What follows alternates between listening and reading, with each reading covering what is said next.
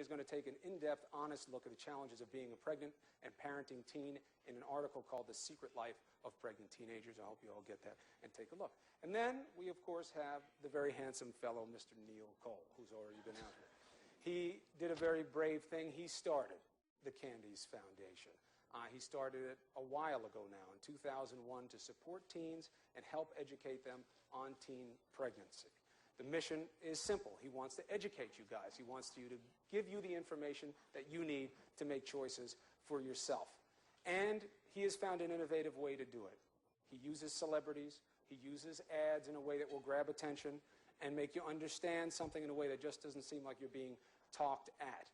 And he's been very effective. He has a PSA campaign right now that has had over 500 million impressions since its inception. So our thanks to Mr. Neil Cole for being here.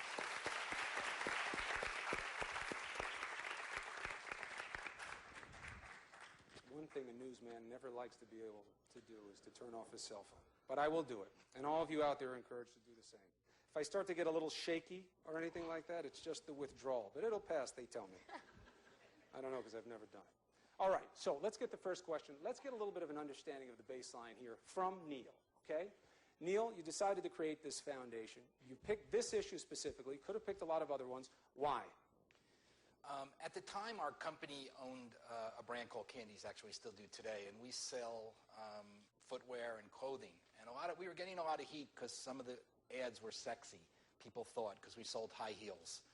And, you know, getting a lot of nasty letters, how could you do this? And we found this issue because just because a woman wants to look good or look sexy doesn't mean she should have a baby.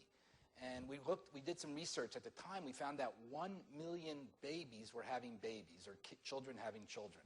And it just astounded us. And we looked, and there was no other corporations talking about the issue.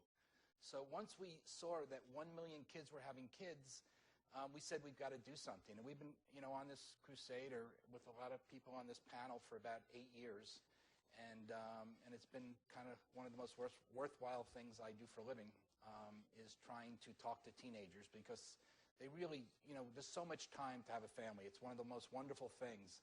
But when you're a teenager and you have to, you know, it's a time to have fun. It's not a time to necessarily be changing diapers and worrying about someone else. It's a wonderful thing, but I think it can wait, and it should wait, because it's just not the right thing at this time in your lives. And just to give you a sense of how big an issue it is, the United States has the highest rate of this of any industrialized country in the world. So that's why it's important to talk about it here. You know who else thinks that? President Obama. He sent this letter about America's National Day to Prevent Teen Pregnancy. If you don't believe me, there it is. He says, you can read it for yourselves out there, but he says, I send my warmest regards to all who are recognizing America's National Day to Prevent Teen Pregnancy. A lot of progress has been made, but more has to be done, and obviously he wants this to be talked about. So the letter is up there. We know it's important. And to kind of give us a sense of where we are with this, with numbers and what's done and what's not done, Sarah, do me a favor. Set the table for us in terms of what we know about what happens with kids and teen pregnancy specifically. What's going on out there? Well, as Neil Cole just mentioned, and you did too, Chris, this is a very long-standing and serious problem in the U.S. We've made a huge amount of progress in the last 10, 15 years. These rates of teen pregnancy and birth have gone down almost by 1/3, in some places even more than that. But we've had some bad news recently, which is that the teen birth rate seems to be going back up again, which is why we're so focused on today to raise the awareness of teens about this issue. And thanks for mentioning this is indeed the National Day to Prevent Teen Pregnancy. And we'll talk more about that in a bit. So the question is, why do we care? Why are so many people, including the president, so deeply concerned? And it's really quite simple.